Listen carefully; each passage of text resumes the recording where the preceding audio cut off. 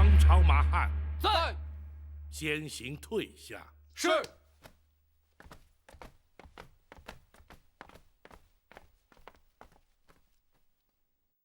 你可知升堂之后是何结果？知道。在包大人铡刀之下，柴玉没有活命的可能。如今，你可因自己的所作所为而有悔意？包大人，要柴玉在大宋的国法之下受刑，柴玉无话可说。可是，柴玉没有任何的理由要后悔。你盗采金矿已然犯罪，但因此而伤及无辜性命，却更有违上天好生之德。人命关天，怎可说毫无悔意？陈桥兵变，黄袍加身。敢问包大人，前朝的皇帝又何曾上体天心而珍惜生命呢？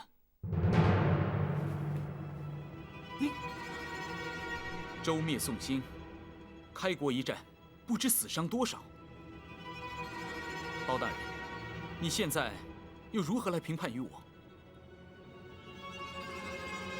朝代更替，必生战祸，虽有死伤，却情非得已。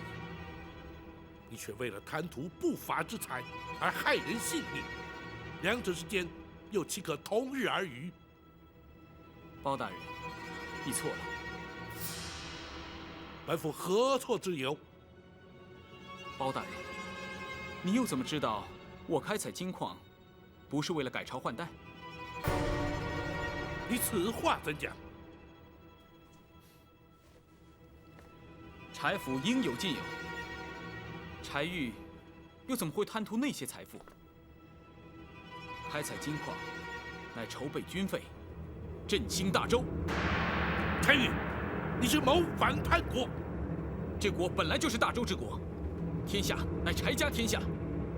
赵匡胤能把它夺去，柴玉今天为什么不能把它夺回？大胆！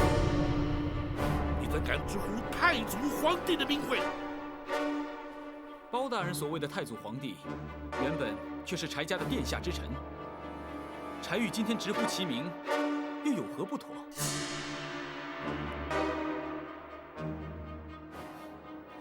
想必现在连包大人你也无话可说，无词可辩了吧？不，乍听之下，你似乎言之有理，实则却全都是狡辩之词。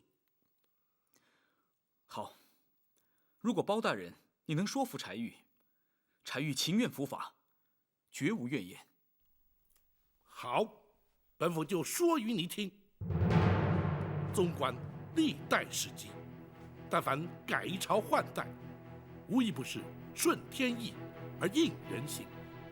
开国之君，皆是不忍见百姓受苦，黎民遭殃，才挺身而出，取而代之。若是逆天背人，又岂能一统天下？若依包大人所言，大宋开国也是顺天应人。不错。前朝世宗皇帝勤政爱民，却不幸英年早逝。令祖当时年方7岁，刘汉与辽国合兵来犯，太祖皇帝若不开国继位，天下顿时沦入异族之手，又如何不是顺天应人？即使如此，他也无权夺走我柴家的天下。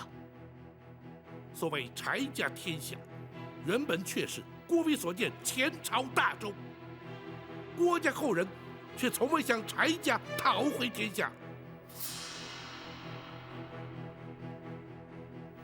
倘若历朝历代皆以自家天下自居，则秦汉隋唐是否皆要其后人夺回天下，岂不终日征战，永无休止？先圣先贤无不推崇以民为本，改朝换代皆是因大势所趋。当今圣上仁德敦厚，勤政爱民，你却妄图假借复国之名，戕害生灵。柴玉，你不但大错特错，而且险将柴家陷于不忠不义、万劫不复之地，又怎敢在本府面前潇潇争辩、大言不惭？如今，你可还有话说？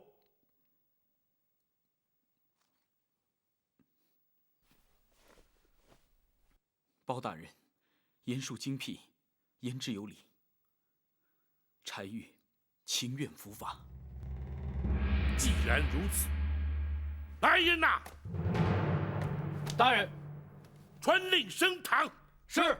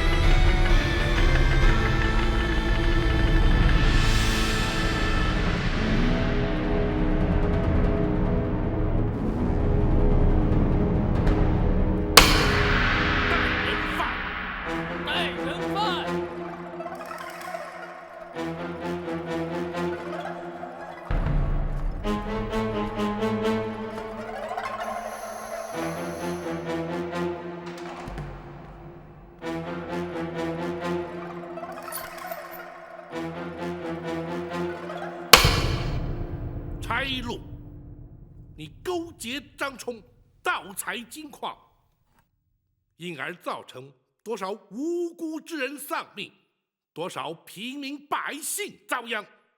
如今罪证确凿，你还不俯首认罪？包大人，私采金矿、杀人灭口都是我和张冲所为，跟小王爷没有任何关系，请包大人明察。哼，那柴玉也已亲口供认是他主谋，你休想为他脱罪。包大人，堂下听判。柴禄，你盗采金矿，藏匿赃，合谋杀人，罪不可赦。本府奉旨代天巡狩，以大宋律例判你铡刀之刑。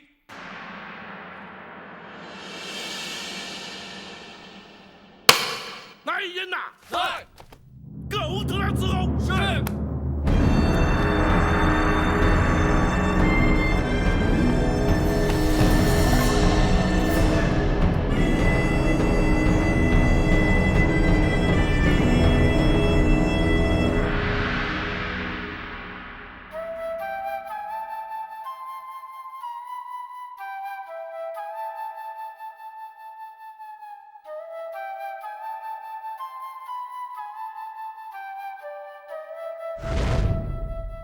慕容姑娘，我在等你说明，我是如何的胆小怯懦，又怎么会是个无知莽汉？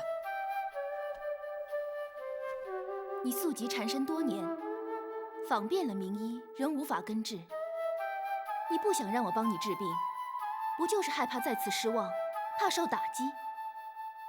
你这不是胆小怯懦是什么？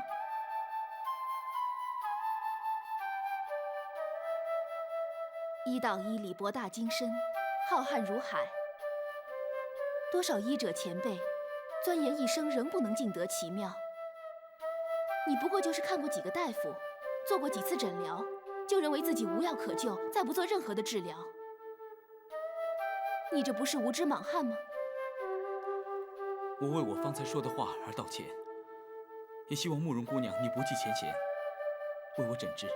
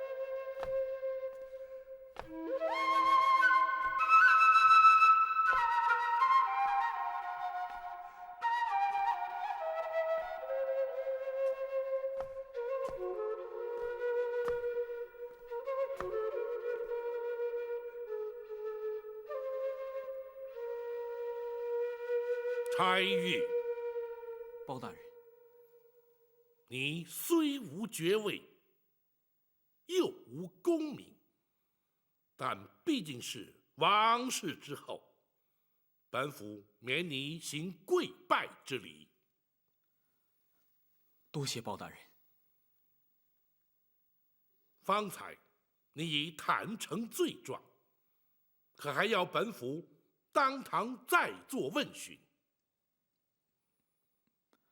不必了。柴玉触犯国法，理应受到惩罚，请包大人依法宣判执行。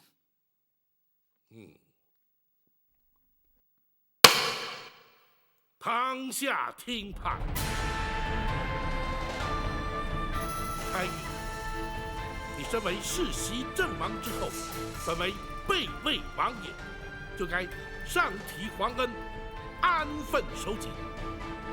你却教唆府中总管柴禄勾结张冲，盗采金矿，因而导致黎民百姓家破人亡，依法论罪，其罪当诛。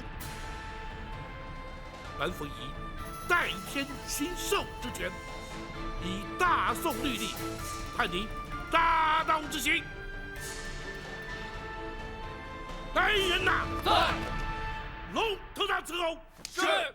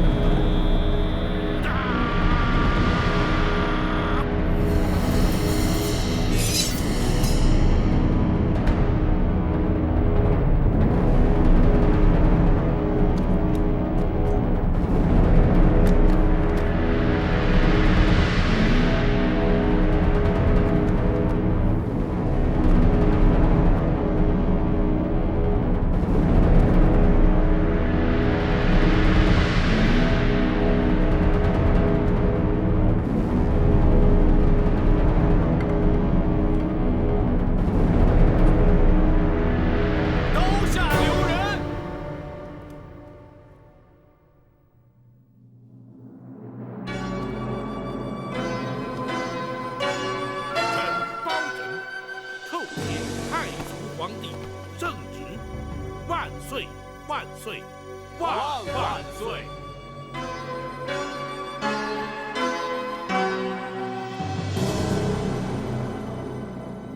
包大人可以官职了。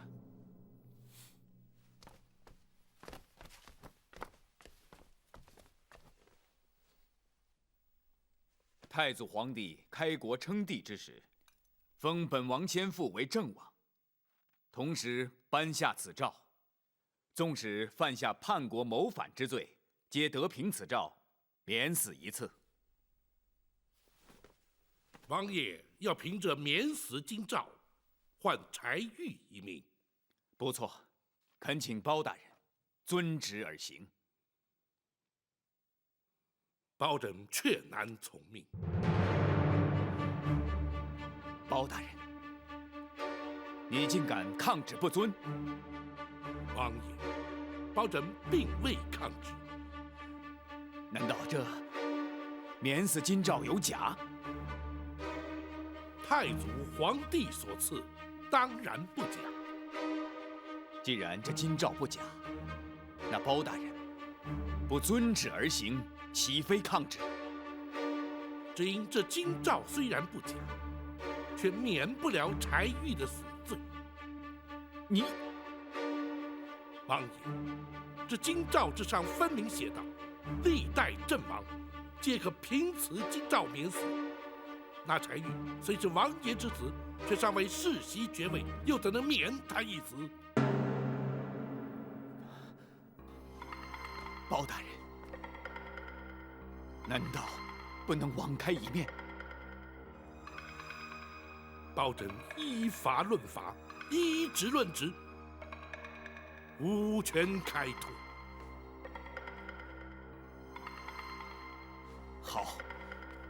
那么本王就不要这爵位，将王爷的头衔立即传与柴玉。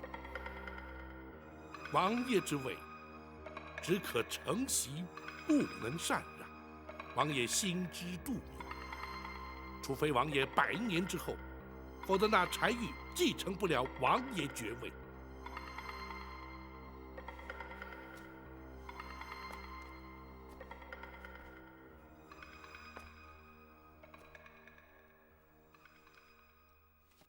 王爷不舍爱子，包拯岂会不知？只是就事论事，包拯实难从命，还请王爷见谅。王爷，请恕包拯必须依法行事。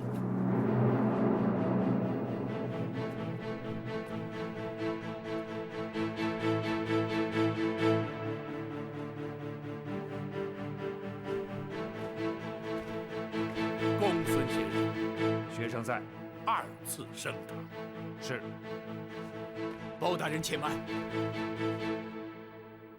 王爷莫非依然不肯罢休？不。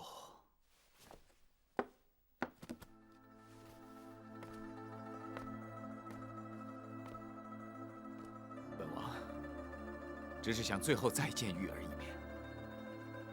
王爷，如今那柴玉已是定验死囚，行刑在即。若与王爷私下会面，恐有不同。包大人不必为难，本王就与他在公堂诀别即可，还请包大人成全。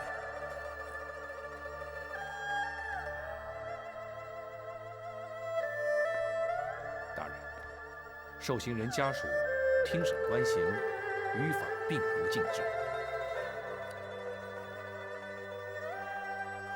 然而，又岂有让亲人家属当堂观刑之理？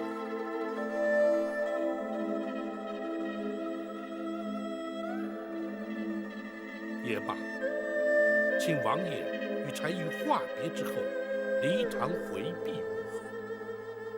多谢包大人。公孙先生，学生在。请展护卫陪伴王爷，同往公堂。是。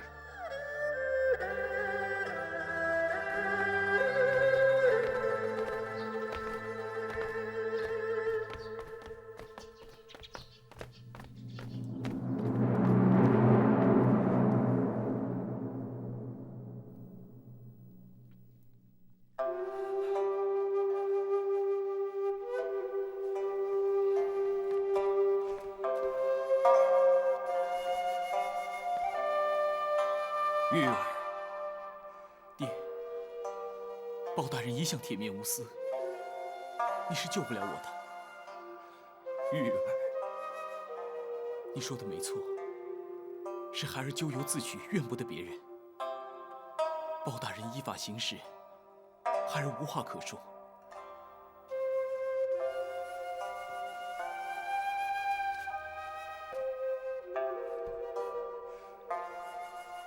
爹，孩儿不孝，不能为爹奉养天年，请爹要多加保重。孩儿叩别。玉儿，玉儿。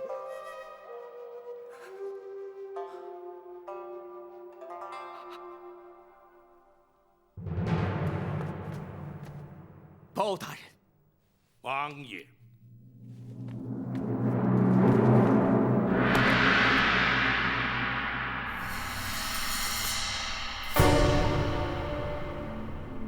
包大人，郑王爵位待本王死后便可传与柴玉，那免死金诏便可救柴玉一命，还望包大人遵旨而行。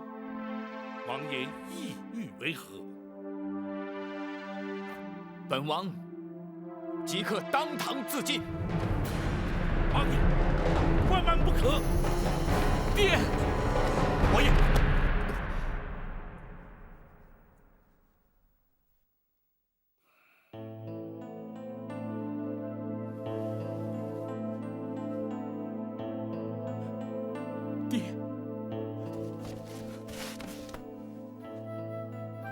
鱼儿，父王实在是不忍心看你命丧龙头铡下。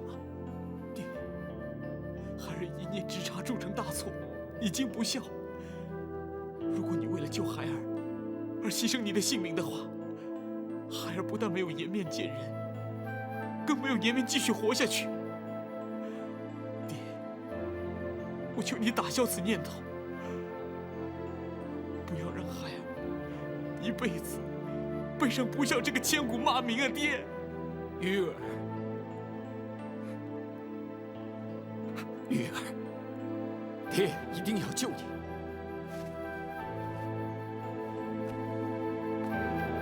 包大人，就请你成全本王这点私心吧。王爷，只怕王爷纵使一死，也救不了那柴玉的性命。你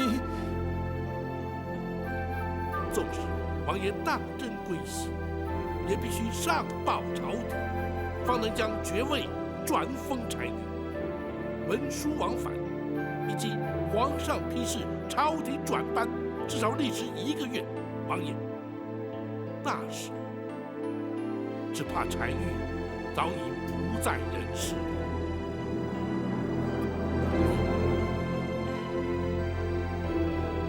包大人，难道你就不能暂缓行刑吗？王爷，国法当前，岂容本府苟且徇私？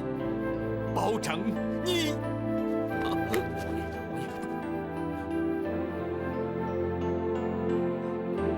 爹，包大人知法守法，你又何苦为难他呢？玉儿，此事已经无法回天。如今既然已经改朝换代，就应该遵守国法。国法当前，又岂能侥幸？孩儿触犯国法，情愿认罪伏法。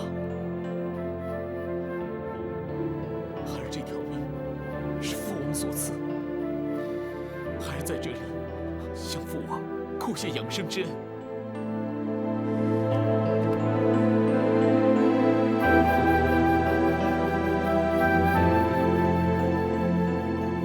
请包大人依法行刑。鱼儿，鱼儿，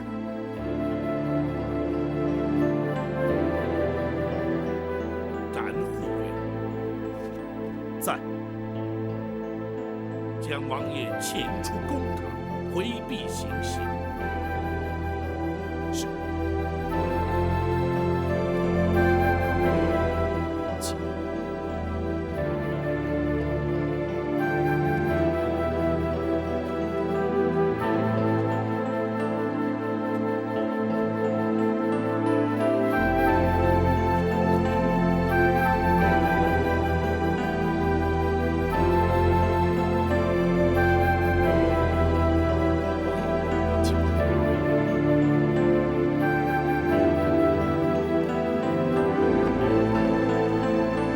来人呐，在，准备行刑。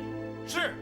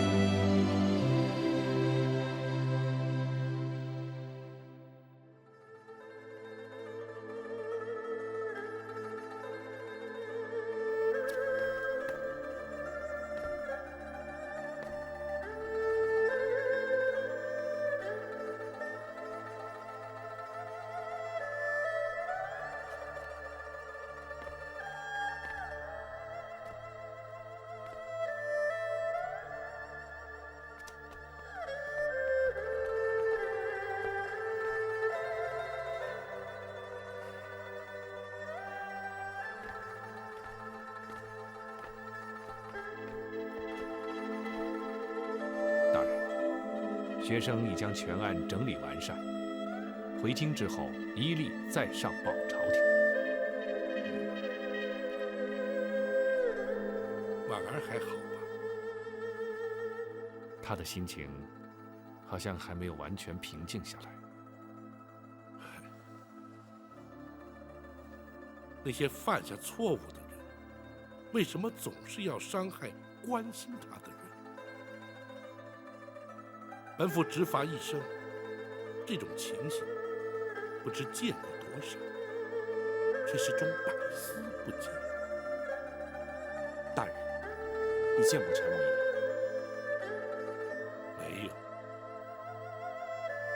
去见了又能如何？只是徒增感伤。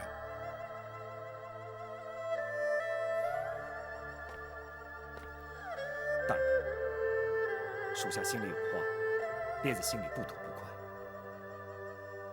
你说，免死京兆，不能换回柴玉一命。普天之下，只有王爷和大人知道。只要大人不说，没有人会对免柴玉之死提出异议。大人为何不肯成全呢？这就是法与情、公与私之间最难掌握的分寸。稍一不慎，公理正义就会荡然无存。君子不欺暗室。如果因为没有人知道，就有所偏颇，很可能会因此造成无辜之人受害，也就没有资格成为执法者。可是对柴王爷而言，大人岂不是太过不通人情？我常说，这就是执法者的无奈与悲哀。一旦踏上了执法之路，这无奈与悲哀就必须一并承受。然而大人却不愿意见到别人也受到同样的痛苦。当然，尤其是自己所熟识的人。柴王爷，还有婉儿，尤其是婉儿，他会以为将柴玉送上铡刀的是他。倘若他无法看透这一点，这种痛苦就会陪伴他一生。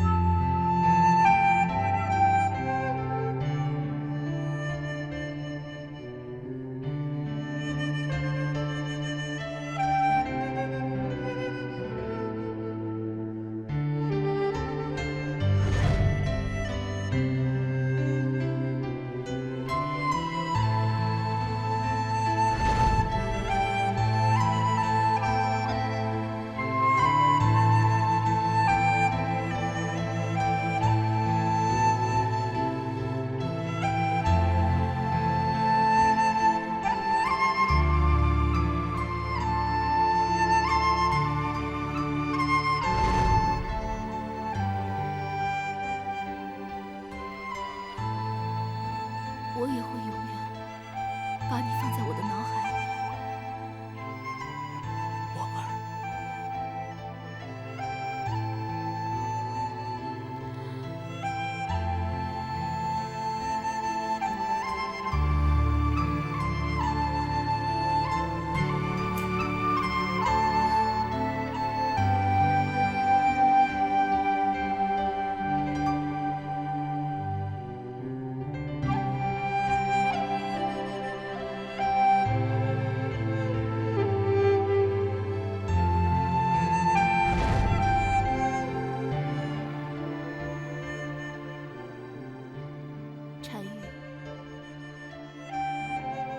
心的去吧，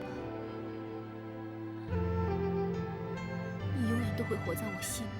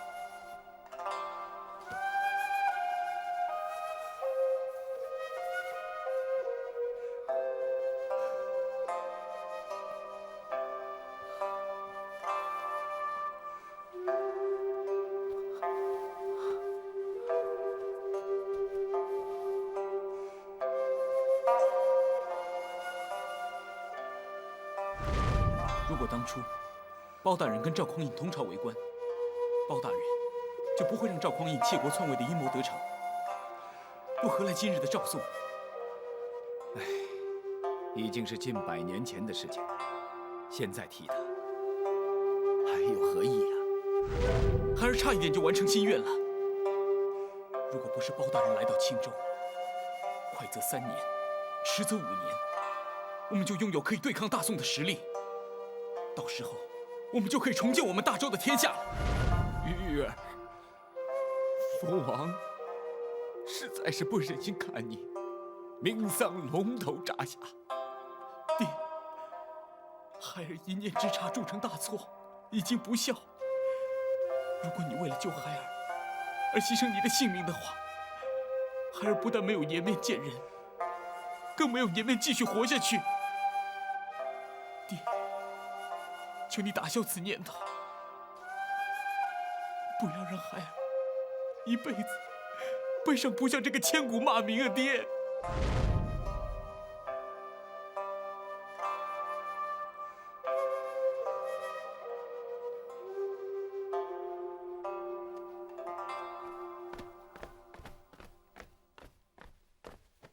启禀大人，朝廷派来的接收专使已经进城了。按时日推算，他们也该到了。他们来了多少兵马？回斩大人，至少500-600。大人，要接收矿场、押送黄金、重整州衙，的确需要这么多人。等专使进城安顿之后，请公孙先生备妥文案集册，立刻在州衙与他们进行交接。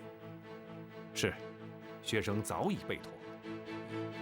王朝马汉，在。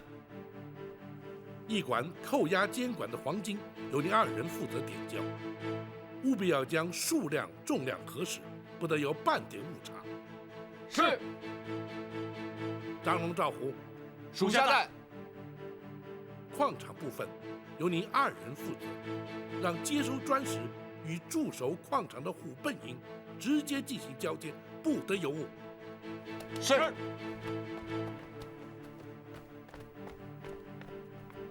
统领府中官兵预做准备，一旦交接完毕、核实无误之后，即可启程返京。是。启禀大人，柴王爷派人请大人去王府一趟。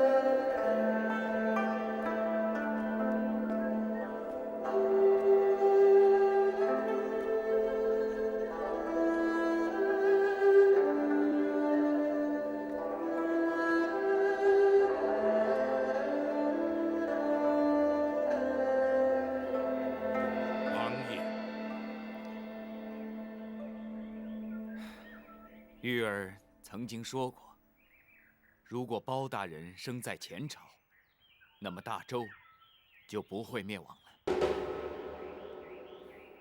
王爷，他说的不错，有包大人这样的官员在朝廷，一定能够保住大宋的国祚。包拯惭愧。